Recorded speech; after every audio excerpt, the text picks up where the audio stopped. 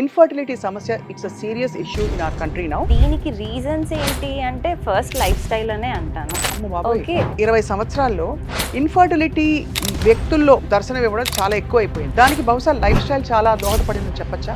ఇది వరకు అసలు ఇన్ఫర్టిలిటీ అనేది ఒక మెడికల్ ప్రాబ్లమే కాదు. పెళ్ళైన ఒక సంవత్సర కాలం పాటు కన్సీవ్ కాకపోవడం ఇన్ఫర్టిలిటీ. ఇప్పుడు పెళ్ళైన కపుల్ న్యాచురల్గా 1 ఇయర్ పాటు ఎలాంటి కాంట్రసెప్టివ్స్ లేకుండా ట్రై చేశారు, ప్రెగ్నెన్సీ రావట్లేదు అనుకున్నప్పుడు we turn them as infertility. Conceive అవుదాం అనుకుంటున్న మ్యారీడ్ కపుల్స్ వాళ్ళ లైఫ్ స్టైల్లో చేస్తున్న 5-6 పెద్ద తప్పులేంటి? Very bad food habits. అంటే నైట్ పడుకునే ముందు కంపల్సరీ ఆ స్క్రోలింగ్ చేసి night shifts there be more risk of diabetes, hypertension, hormone imbalances ఇవన్నీ ఉంటాయి. ఇప్పుడు ఫస్ట్ అప్రోచ్ మీరు ఏంటి? వాళ్ళ ఏజ్ బ్రాకెట్ చూస్తారా? ఎలా మీ ప్రోటోకాల్స్ ఉంటాయి కదా? ఫీమేల్లో అయితే ఫస్ట్ నేను చూసేది ఏజ్, వాళ్ళ మెన్స్ట్రల్ ప్యాటర్న్, వీక్లో ఎన్ని డేస్ కలుస్తున్నారు, మంత్లో ఎన్ని డేస్ ట్రై చేస్తున్నారు. బాగా ఇర్రెగ్యులర్ సైకిల్స్ ఉండే వాళ్ళకి, విమెన్కి ఓవ్యులేషన్ టైం ఎలా డిటర్మిన్ చేస్తారు? ఒక్కొక్కలాగా తీసుకుంటారు. ఇప్పుడు నేను 21 to 35 డే అంటే ఏమనుకుంటారు, ఇన్ జనరల్ నార్మలే, కానీ కన్సీవ్ అవ్వడానికి కుదరదు. మొటిలిటీ ఒకటి, క్వాలిటీ ఆఫ్ స్పర్మ్ కౌంట్ ఒకటి కాకుండా ఇంకేమన్నా ఉంటాయండి మనకి? సో మేల్ ఫర్టిలిటీ అసెస్మెంట్ అంటే ఫస్ట్ సీమెన్ అనాలిసిస్ ఒకటి. ఒకలా చూస్తే your one of the parents. Yes. బాడీలోకి ఆ ఎంబ్రియోని ప్రవేశపెట్టిన తర్వాత బాడీ యాక్సెప్ట్ చేయడానికి ఎన్ని రోజులు పడుతుంది? విత్ ఇన్ 10 days తెలిసిపోతుంది. మీరు ఎందుకు ఫర్టిలిటీ మెడిసిన్లోకి వచ్చారు డాక్టర్? ఫర్టిలిటీ ఏదన్నా కూల్గా ఉంటుంది అన్నట్టే వచ్చాను. పెయిన్ఫుల్ అండి ఎగ్ ఎక్స్ట్రాక్ట్ చేసి ఫ్రీజ్ చేసే ప్రాసెస్? ఐవీఎఫ్ ప్రాసెస్లో ఏది పెయిన్ఫుల్ కాదు. సో పేరెంట్స్ అవుదాం అనుకుంటున్న వాళ్ళకి ఫెలిసిటీ తరఫున ఏం చెప్పదలుచుకున్నారు? ఫిజికల్గా మంచి being happy relationship. So doctor Akhila, మొత్తానికి ఎంతమంది కపుల్స్కి మీరు కౌన్సిలింగ్ ఇచ్చుంటారు? అండ్ బహుశా చాలామంది బేబీస్ మీ వల్ల ప్రపంచంలోకి వచ్చుంటారు. ఒక కౌంట్ మోర్ దెన్ 350 బేబీస్ అయితే ఉంది. Wow, she is an expert and చాలా మందికి పిల్లల్ని ప్రసాదించారని చెప్పాలి. And they are blessed to have somebody like you in their life. Hello అందరికీ నమస్కారం. Welcome to healthy journey with Swapna, ఎక్స్క్లూజివ్గా మీ సుమన్ టీవీలో. ఒకప్పుడు ఏం చెప్పేవాళ్ళం మన భారతదేశంలో? పిల్ల పాపలతో కళకళలాడుతున్నారు అనేవాళ్ళం. అంటే పిల్లలు ఉంటే అంత గొప్ప విషయంగా భావించేవాళ్ళం. ఆ తర్వాత పాపులేషన్ కంట్రోల్ మెషర్స్ వచ్చాయి. కానీ ఇవాళ రోజుల్లో ఏమిటి సమస్య అంటే, అయ్యో పిల్లలు కావాలి కనలేకపోతున్నాం అని చెప్పి తలలు పట్టుకుంటున్నారు అందరూ.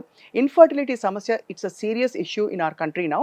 అండ్ అందుకే మనకి పాపులేషన్ వైజ్ చూస్తే కూడా యంగ్స్టర్స్ పాపులేషన్ బాగా తగ్గిపోతుంది, ఓల్డర్ డెమోగ్రఫిక్స్ ఎక్కువ కనిపిస్తున్నాయని చెప్పి స్టడీస్ చెప్తున్నాయి. ఇవాళ లెట్స్ టాక్ అబౌట్ ఇన్ఫర్టిలిటీ, ఒక very very serious lifestyle condition. మనతో పాటు we have Felicity IVF centre medical director doctor Akhila Reddy garu. She is an expert and చాలా మందికి పిల్లల్ని ప్రసాదించారని చెప్పాలి. Doctor Akhila, thank you so much for joining us. నమస్తే. Thank you. So ఎంత రియల్ సమస్య ఇది అంటే చాలా రియల్ అనిపిస్తుంది.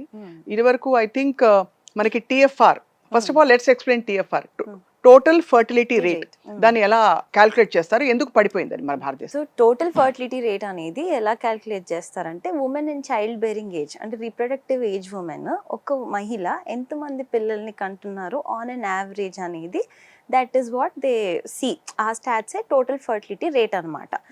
ఇది వరకు that used to be above 2 అలా ఉండేది, 2.1 కంటే ఎక్కువగానే ఉండేది. ఇప్పుడు చూసుకున్నట్టయితే ఇట్ కేమ్ డౌన్ టు 1.4. ఇంకా 2030, 2050కి ఇంకా పడిపోతుంది అనే అంచనాలు ఉన్నాయి. ఓకే.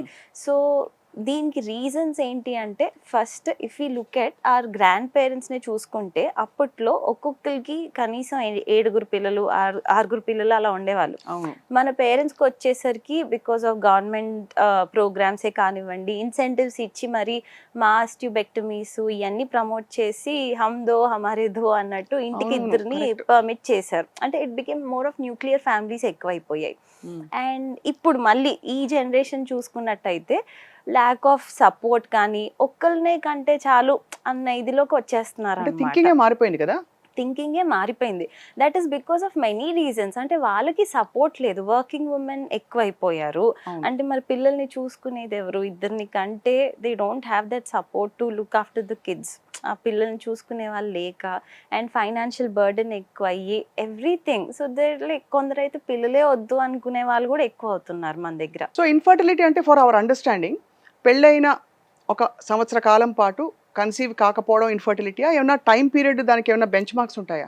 వీళ్ళు ఇన్ఫర్టైల్, వీళ్ళకి ఇబ్బంది ఉంది అని చెప్పడానికి. బేసిక్లీ ఇది చాలా మందికి డౌట్ వస్తుంది. లైక్ పెళ్ళి అవ్వినాక చాలా కన్ఫ్యూజ్ అవుతారు.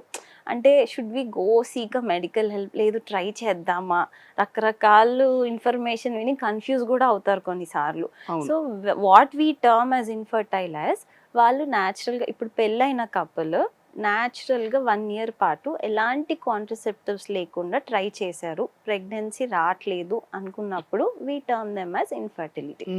వాళ్ళని ఇన్ఫర్టైల్ కపుల్గా గ్రూప్ చేస్తాం. బట్ అందరికీ 1 year టైం ఇస్తామా అంటే లేదు. ఇది ఉమెన్ ఏజ్ని బట్టి ఉంటుంది. ఇప్పుడు సపోజ్ ఉమెన్ ఏజ్ మన ఇండియన్ స్టాటిస్టిక్స్లో ఉమెన్ ఏజ్ నేనైతే 33 కట్ ఆఫ్ తీసుకుంటా. If they are more than 33 years and they got married, 6 months న్యాచురల్గా ట్రై చేసి అవ్వట్లేదు కన్సెప్షన్ అనుకుంటే we term it as infertility. అదే విధంగా 40 years వాళ్ళైతే ఇఫ్ దే అంత టైం కూడా ఇవ్వలేం, బికాజ్ ఏజ్ పెరుగుతున్న కొద్దీ అకౌంట్ తగ్గిద్ది కాబట్టి. అవును. Above 40 years we tell them at least 2 or 3 months try చేసి అవ్వట్లేదు అనుకుంటే they should seek medical help. Right. So infertility definition అనేది it varies. It is not universally that 1 year మీరు ట్రై చేశారు అవ్వట్లేదు అప్పుడే వెళ్ళాలి, అలా కాదు. కాబట్టి మీరు obviously case by case assess చేస్తారు వాళ్ళు మీ దగ్గరకు వచ్చినప్పుడు. బట్ లైఫ్ స్టైల్ గురించి మాట్లాడాం కదండి. కామన్ గా మనకి లైఫ్ స్టైల్లో క్లినికల్ గా ప్రూవ్ అయినవి with data, what are the 5 things we are doing wrong? అంటే కపుల్స్ కన్సీవ్ అవుదాం అనుకుంటున్న మ్యారీడ్ కపుల్స్ వాళ్ళ లైఫ్ స్టైల్లో చేస్తున్న 5-6 పెద్ద తప్పులేంటి? ఉదాహరణకి లేట్ నైట్స్ వర్క్ చేయడం, స్ట్రెస్ ఫ్యాక్టర్ ఉండడం, అలా మీరు చెప్తే యాజ్ అ డాక్టర్ ఏం చెప్తారండి? ఫస్ట్ థింగ్ ఇప్పుడు నేను ప్రాక్టికల్గానే మాట్లాడతాను. అంటే day to day whatever I've noticed, ఒకటి diet, food habits, very bad food habits. అంటే ఎవరికి ఇష్టం ఉన్నట్టు వాళ్ళు కీటో డైట్లు ఫాలో అవుతారు, లేదంటే ఉపవాసాలు చేస్తారు. న్యూట్రిషనల్ డెఫిషియన్సీస్ ఎంత ఎక్కువ అయిపోయాయి అంటే every couple I would say అంటే ఎవ్రీ ఆల్టర్నేట్ కపుల్లో ఏదో ఒక డెఫిషియన్సీ అయితే ఖచ్చితంగా ఉంటుంది. అంటే ఇంకా విటమిన్ డి అయితే చెక్ చేయడం కూడా ఆపేసాం. అది నో ఎక్స్పోజర్ టు సన్. అవి first nutrition deficiencies, diet. Second thing activity ఉండదు అసలు. అడిగితే ఎవరు ఏమి, nothing, no activity in a day. పోనీ యాక్టివ్ లైఫ్ స్టైల్ అన్నా ఉందా? ఇంట్లో అన్ని పనులు అంటే ఎంత పని చేసినా ఇది వరకు లాగా అంత ఫిజికల్ స్ట్రెయిన్ అయ్యి చేసే పనులు ఎక్కువ ఉండట్లేదు ఈ మధ్య. అన్ని ఒక బటన్ అవే మొబైల్ ఫోన్ లో పెట్టుకుంటే వచ్చేస్తాయండి ఇంటికి. యా, సో యాక్టివిటీ అనేది బాగా తక్కువగా ఉంది. Third thing mobile phones. అంటే నైట్ పడుకునే ముందు కంపల్సరీ ఆ స్క్రోలింగ్ చేస్తూ అలా పడుకుని వాళ్ళు అసలు ఒక ప్రాపర్ రిలేషన్షిప్లోనే ఉండట్లేదు. అంటే husband and wife physical relationship is also very important. వాళ్ళు ఎంత ఇంటిమేట్గా ఉంటున్నారు అది కూడా ఇట్స్ వెరీ ఇంపార్టెంట్. అండ్ ఈ రోజులు if I ask every second కపుల్కి దే హార్డ్లీ ట్రై. అండ్ అసలు ట్రై చేయకుండా ప్రెగ్నెన్సీ ఎలా వచ్చింది? So they don't give time to each other. Right. And fourth thing night shifts. ఎక్కువ మంది like I would say 1 in 10 men who walk into my clinic night shifts చేస్తారు, లేదు అంటే late night shift చేస్తారు up to 2.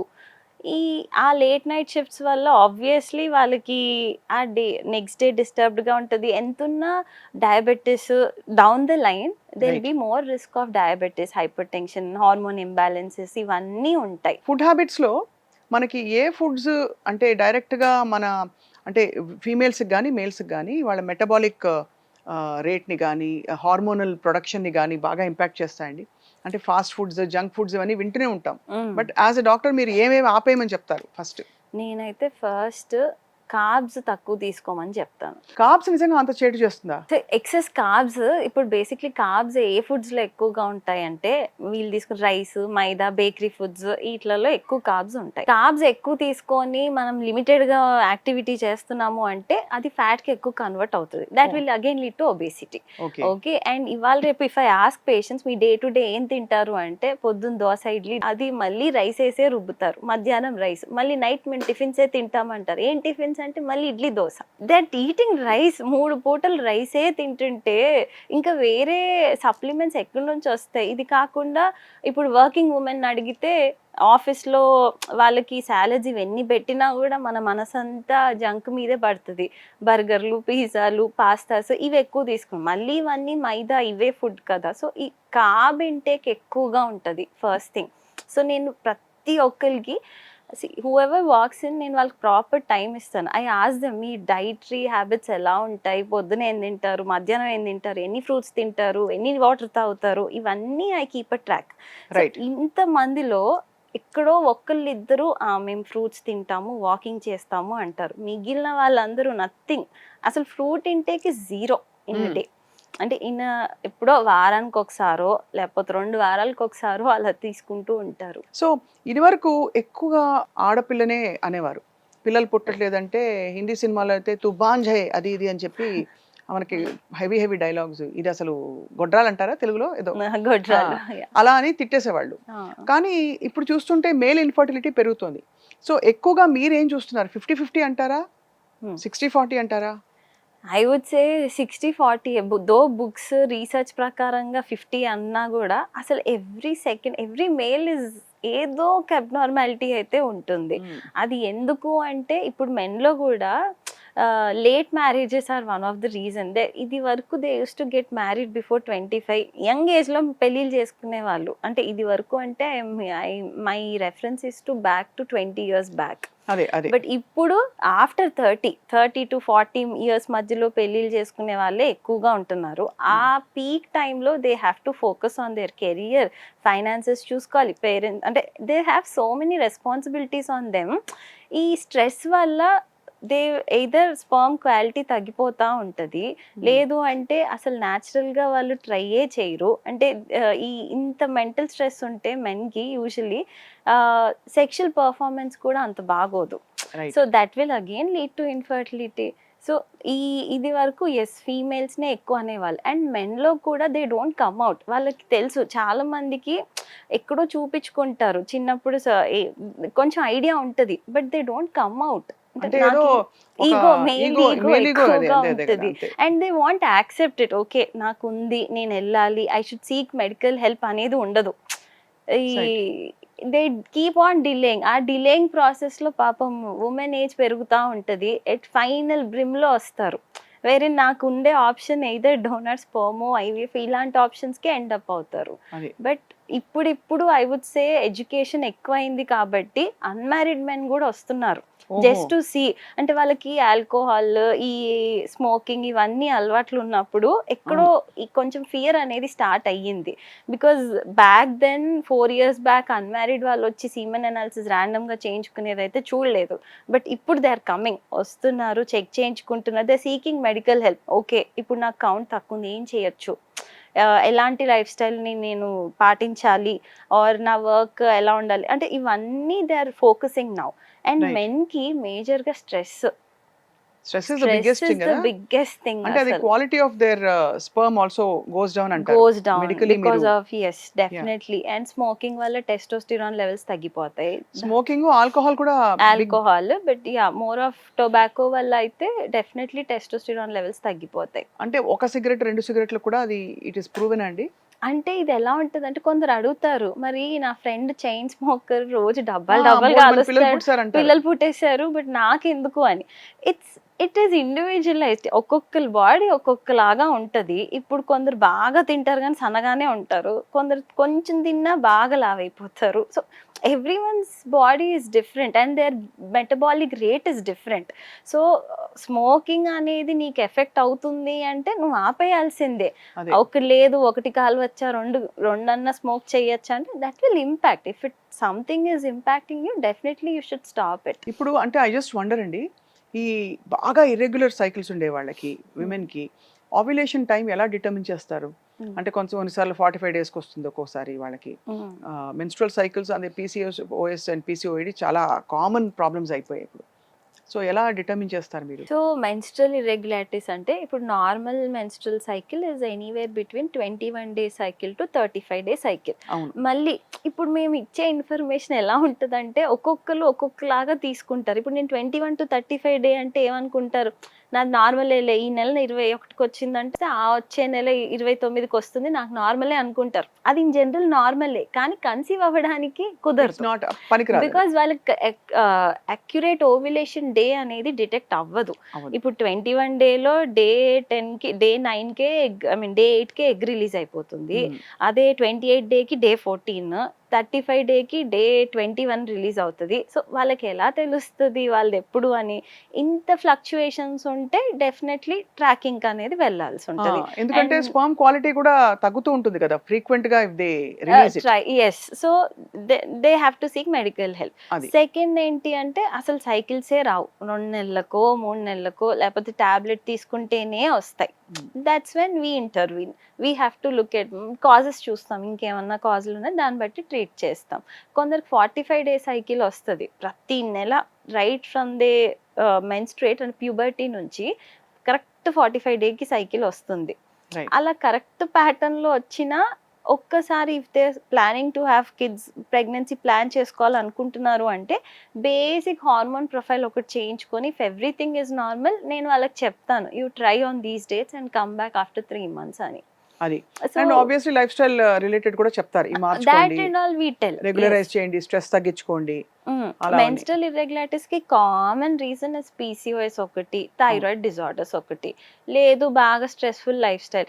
Even కొన్నిసార్లు places మారినా కూడా, ఇప్పుడు నేను ఇక్కడ ఉన్నాను, సడన్ గా నేను ఎటన్నా వేరే కంట్రీకి షిఫ్ట్ అయ్యాను, that will also affect my menstrual pattern. అది డెఫినెట్లీ కదా, So, అంటే కోల్డ్ కంట్రీస్ కి దానికి అండ్ so- అలాగే స్ట్రెస్ కూడా రిలీజ్ అవుతుంది చాలా మందికి ఎస్, అండ్ అక్కడ ఈజీగా రిలాక్స్ అవ్వచ్చు ఇక్కడ చుట్టుపక్కల. సో ఈ ఎమర్జెన్సీ కాంట్రాసెప్టివ్స్ కానీ కాంట్రాసెప్టివ్ పిల్స్ కానీ కొంచెం ప్రొలాంగ్డ్గా యూస్ చేస్తే ఫ్రీక్వెంట్గా, హ్యాస్ దట్ బీన్ ప్రూవెన్? అంటే దీనివల్ల కూడా ఇన్ఫర్టిలిటీ కొంతకాలం పాటు డిస్టర్బ్ అవుతుందని. ఎస్, ఇది గుడ్ క్వశ్చన్. చాలా మందికి డౌట్ వస్తుంది. IPL లో అవి ఇవి వచ్చాయి కదా యా మధ్యలో. యా యా అంటే they plan to postpone pregnancy, at the same time ఆ ఫియర్ ఉంటుంది, ఇది ఆపేస్తే నాకు మళ్ళీ వస్తుందా రాదా, అంటే న్యాచురల్ గా will I be able to conceive or not. So contraceptives అనేది ఎట్ స్ట్రెచ్ 1 year అలా ఇవ్వరు. అంటే మామూలుగా ఇస్తే we give it for 6 months. అది కూడా అందరికీ అడ్వైస్ చెయ్యం. Hmm. And it need not be pill always. Contraception is through different ways. IUD ఉంది, ఇంజెక్షన్ ఉంది, టాబ్లెట్ ఫామ్లో ఉంది, or barrier contraception just through condoms ఉంది. So they are different modes of contraception. ఎవరికి వాళ్ళు అందరూ ఐపిల్ తీసేసుకుని or 21 days birth control pills తీసుకొని ప్రెగ్నెన్సీ పోస్ట్పోన్ చేసుకోవాలంటే that will lead to some or the other disturbance later on. Correct. So always medical help seek చేయాలి. అంటే first the doctor will assess ఎంత అకౌంట్ ఉంది, అసలు ఆవిడకి ఇంకేమైనా ప్రాబ్లం ఉందా, దాన్ని బట్టి the contraceptive is designed. So అయితే మేల్ ఇన్ఫర్టిలిటీ, ఫీమేల్ ఇన్ఫర్టిలిటీ రెండు మనం బేసిక్గా అర్థం చేసుకున్నాం.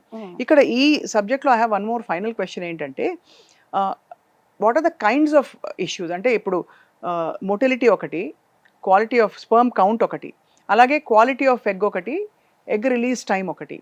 ఈ నాలుగిటికి కాకుండా ఇంకేమన్నా ఉంటాయండి మనకి? సో మేల్ ఫర్టిలిటీ అసెస్మెంట్ అంటే ఫస్ట్ సీమెన్ అనాలిసిస్ ఒకటి. రైట్. ఓకే, దాంట్లో మేము చూసేది కౌంట్, కదలికలు, మార్ఫాలజీ. కొందరికి కౌంట్ చాలా బాగుంటుంది. ఫర్ ఎగ్జాంపుల్ ఉదాహరణకి 86 million కౌంట్ ఉండి మొటిలిటీ కొంచెం తక్కువ ఉండి, say the cut off is 42, వాళ్ళకి 30 ఆ రేంజ్లో ఉండి మార్ఫాలజీ 2% ఉంటే కంగారు పడిపోతారు. We give the report as asthenoteratozoospermia, అంటే తక్కువ కౌంట్, తక్కువ మొటిలిటీ, తక్కువ నార్మల్ ఫార్మ్స్ ఉన్నాయని. That doesn't mean they are infertile. So what we assess it is individualised. 3 parameters తక్కువ ఉన్నాయి అంటే ఒకలాగా ఉంటుంది ఇవాల్యుయేషన్. లేదు అందులో మూడిట్లో ఏదన్నా 2 అబ్నార్మల్గా ఉన్నాయంటే we rule out certain things. ఒకటే అబ్నార్మల్గా ఉంది అంటే that is a different scenario. So basically అందరికీ doesn't mean that they are infertile, they have to start some treatment, అట్లా కాదు. కొందరు అయితే they are getting semen analysis done, Google ChatGPT answers చెప్పేస్తుంది, they are not even coming back. చూసేసుకుంటున్నారు, okay నాకు teratozoospermia ఉంది, దీనికి కోక్యూ తీసుకుంటే చాలు.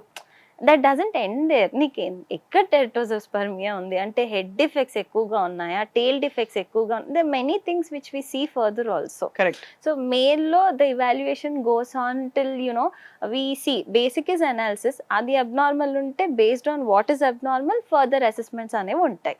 ఫీమేల్లో అయితే ఫస్ట్ థింగ్ నేను చెప్పింది స్కాన్.